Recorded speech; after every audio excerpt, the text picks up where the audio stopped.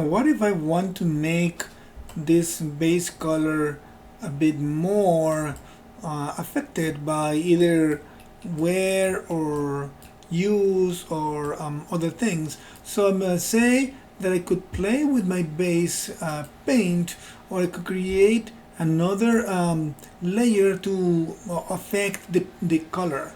So what I'm going to do is I'm going to actually on on top of this guy I'm going to create a new fill layer, and that fill layer I'm going to actually move it below my base layer. Let me just move it right there. And my fill layer I'm going to apply to it. I'm going to affect to it, not the height, not the norm, but maybe just the color and the rough. I'm going to change its appearance so that it uses a material that is a preset material, so that can change some of the look of it. I'm going to use, for example, cobalt. You can play with either one, but this cobalt has this kind of metalness behind it. So I'm going to suggest that I have that one, that if I turn off my base paint, which is on top, you see that the cobalt is a pre-created material already that gives some pretty cool believing affection of it. But I don't want to use that one. I want to use my that one underneath of this one, so that when the green is scratched, the other one shows up. So that's what I'm going to do. For that, of course, I need to just use the same technique that we used before. Under the base color, I'm going to just put this one under base. And under this base, I'm going to create a mask for it, just a black mask again. So that one, of course, blocks the green for now, temporarily. And under that base paint, I'm going to create a generator, just the same way we did before. At this generator, this time, I'm going to change again, use the same thing we did before, but this time I'm going to use a different type of thing. For example, metal edging, so that way that generates whatever the edges are going to be giving me scratches. So of course my idea of it is not this way. My idea of it is actually the opposite, meaning the greenish bluish tint stays on outside and the edges are going to be. So for that, I'm going to simply change the settings for that ground wear, and I'm gonna go in and I'm gonna invert it. So that way it uses the original settings that my base layer has, with some of the use, but this one has also additional things. So I can go and modify now the wear contrast, so you have more or less contrast. The wear level, so you can bring it down a tiny bit. The grunchiness of scale, so that you can make it a lot cooler, a little bit less maybe there. Ambient occlusion mask, so on and so forth. So you can play with your value there. Let's try to just bring it a bit more here, just to get, not that one, the wear mask, this one, not that one either. You can randomize it more, so you can get something a bit more interesting. Let me see if I can get it to look. Just change the scale right now, so that it can give me something like that. Alright, so that gives me a pretty good color and scratch all use, similar to what I had in mind. So if I want to add a bump to this element, so that I make it a bit more believable, I simply need to do the same process of creating additional layers to it. In this case, I'm going to go, right now I'm looking at the base color, and that's what it is. But if I can go to the height, I can change and create a new layer for that. So I'm going to create here a new, I'm going to go all the way to the top. I'm going to create a new layer, a new fill layer, and this one I'm going to call it bump for now. And so that I organize a little bit, I actually need to, I can create a folder, and this one I'm going to call it base paint. That way I can get all my layers that I did before, I'm gonna put it under my base paint layer, and I can just minimize it there. And my bump, I'm going to actually um, go back to it, and that one is going to affect height and nothing else for now. And I'm going to try to uh, of course assign to it a mask, just the same way we've done before. So I'm just going to create a black mask, and in that black mask I'm going to add a generator to it. On the generator I'm going to use a similar generator that I used before. That way my scratches match, or try to match, similarly to the other one. So I'm going to go back here and look at the metal edges. I'm going to click on it now. And you see it there is not really affecting yet. And that is because I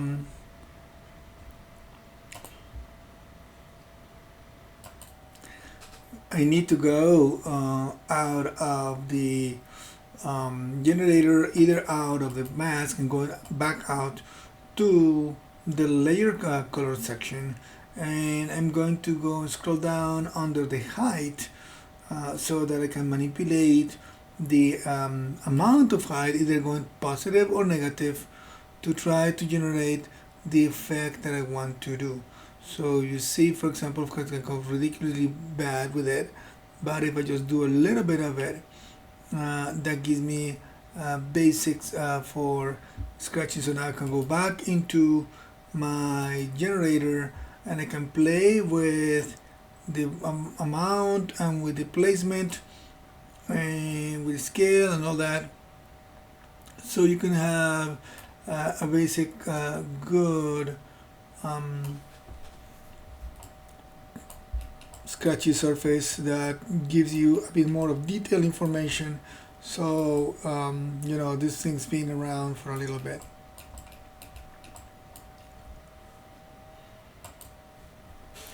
Now I have a possible option here, because I, of course I have a bump as a added element to it, but what if I wanted this component to have additional color information or different color information that I want to add to it? So let's say it was sprayed, or it had some additional color that at some point got.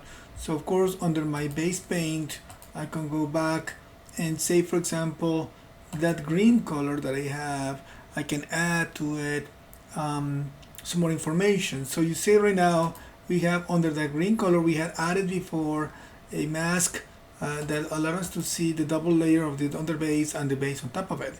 But I could also, on this, under the layer itself, I could add to it a paint fill or a paint, so that you see now the mask receives one thing and the paint receives another thing.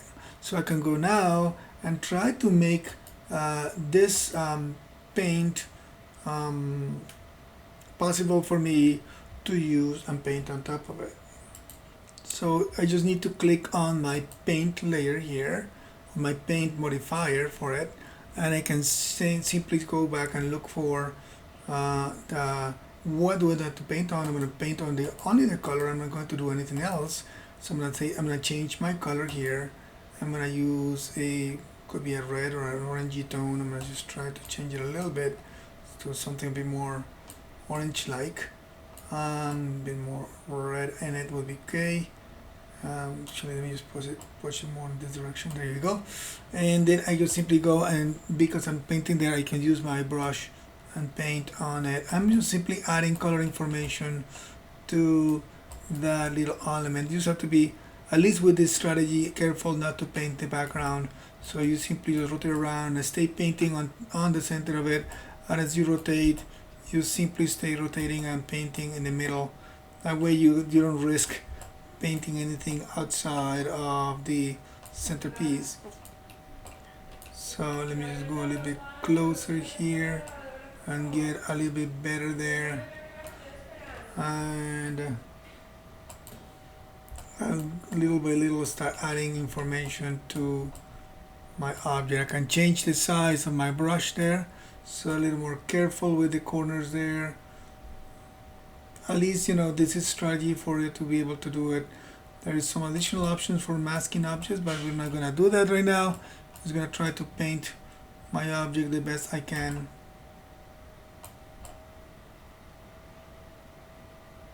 You see my UV map right there.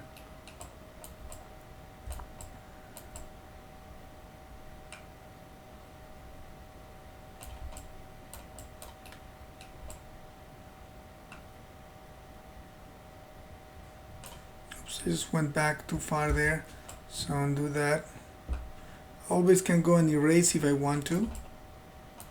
If I need to, oops, for example there I painted on the front surface, I believe.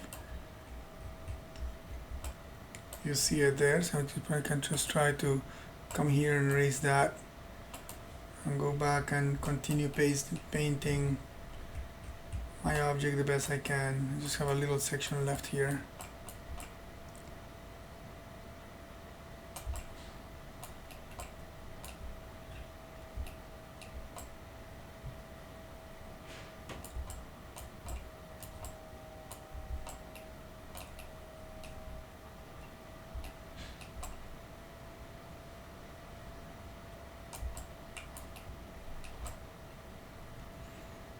I'll never see this object this close in the rendering, but I just want to be safe. I try to cover the surface the best I can.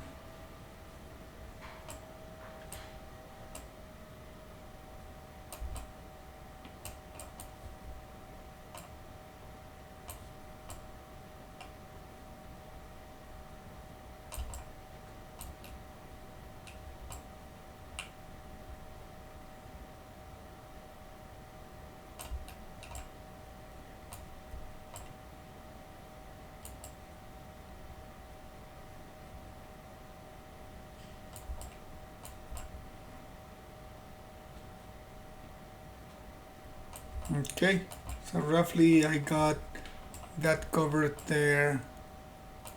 I just added my extra color on that object. That is when the object is probably the same piece, and you just want to paint a different color on it. You could of course add additional bump and even material to it if you wanted. It's a good idea to save for now.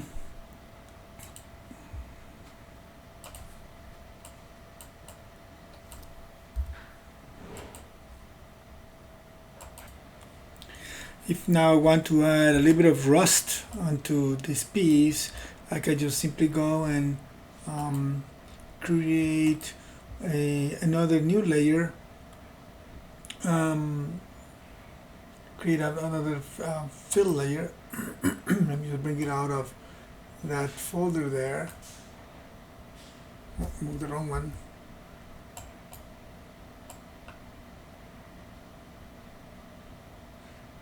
This is not it. Clicking on the wrong one right now. Move that one. Do is the fill new one. Want to move it?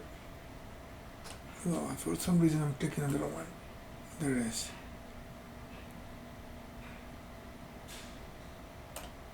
There we go. Now I can minimize this one. This one I'm gonna call it rust. So of course this one is coming on top of it right there. So what I'm gonna do here, I'm gonna change, and this one I'm gonna use a little bit of color, height, rough. I'm not going to be normal or metalless. And now I'm going to change. I'm gonna use base color. I'm gonna use that rust fine. So that gets added to the color of my object. I will also use the same one for the height and a little bit of the same of the roughness. So the three of them are using the same preset. And of course, if I turn it on, that covers the whole thing in that rust material. I just need to now go back in and paint on it, or work on it so that I can just use it wherever I wanted to change. Of course, I can change the attributes of this object by randomizing it if I want to, or manipulating each one of them individually or differently.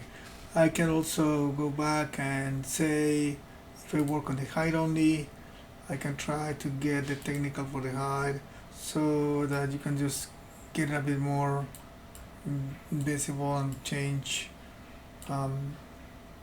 its value there.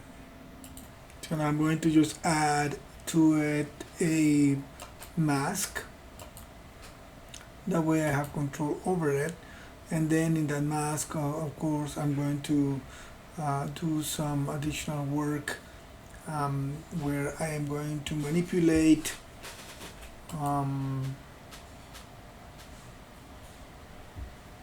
using a fill layer, just making sure that the fill layer is going to manipulate that level of the amount of control of roughness, or not roughness, but texture that my object needs. I'm gonna go and click on it. I'm just gonna scroll down to find an amount of. See if I can get that one. I don't like that one. Actually, let me just change that.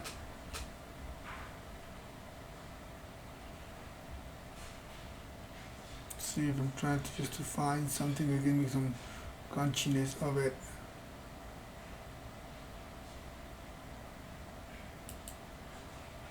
This seems to be a bit better now.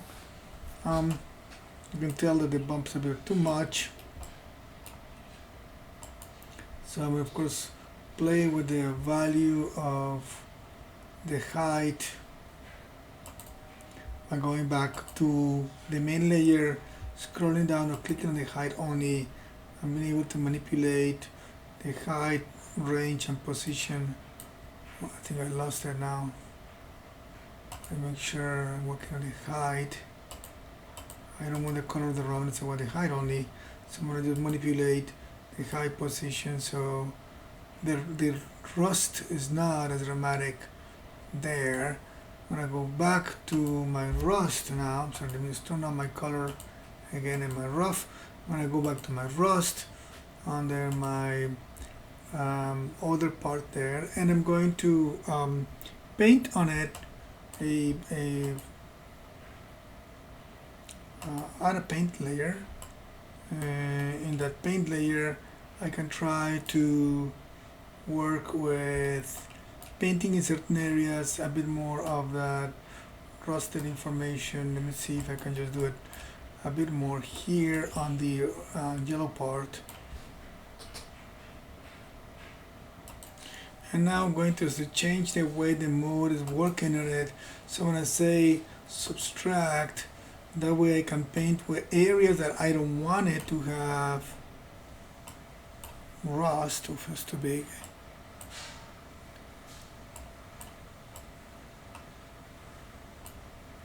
So it's not my whole object, but those just certain places where it makes sense to me.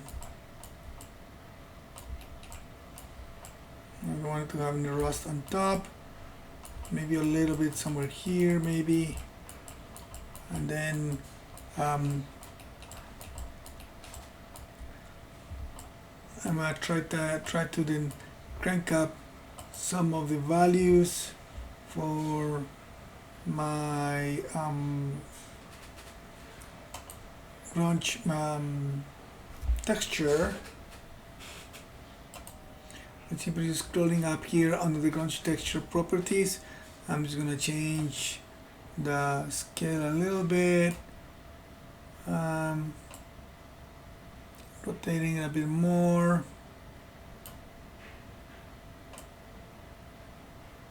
You can increase the scale or decrease it depending on what makes sense to you. If I go too small, it doesn't work. So if I go too big, it doesn't work either. So you're gonna stay somewhere where it makes some sense to you. can go back to this one and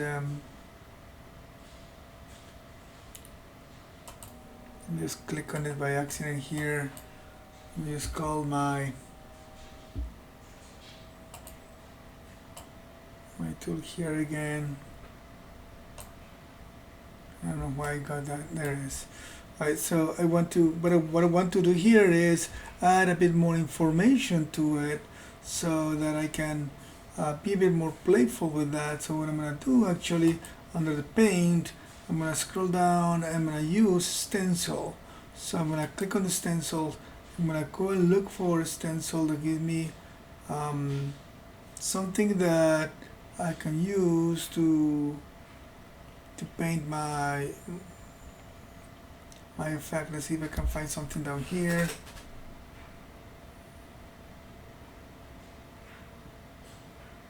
Maybe this one. So now I have a stencil that I can go and try to do. Let me change that one. I don't really like that one. Let's see if I can find something a bit more. That one I think might be a little bit better. So I try to go and paint. Right now I'm on my paint. I'm going to change the size of my brush. And I'm going to try to paint some of it here.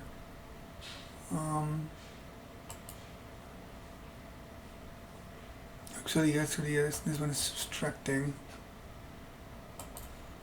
I'm just subtracting a bit more there.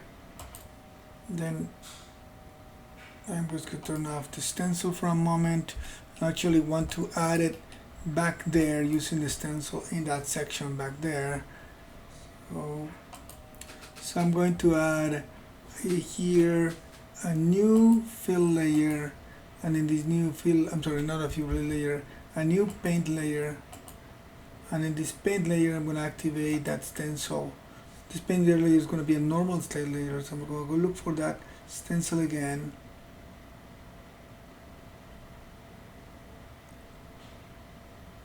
One of this here, that one could do it, this one could do it too. So I'm going to use that. I'm going to try to, on that layer, just paint. So you see that I'm just painting certain areas only using that stencil. I'm going to do a little bit of that here on that ball.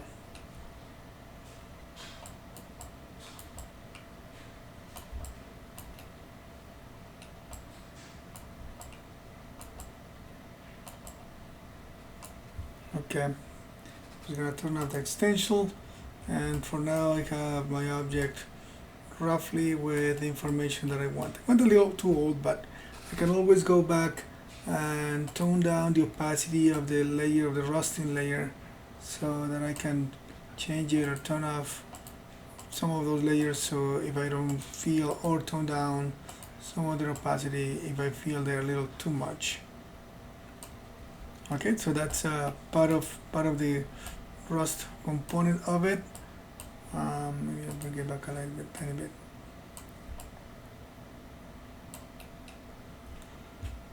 Save my file.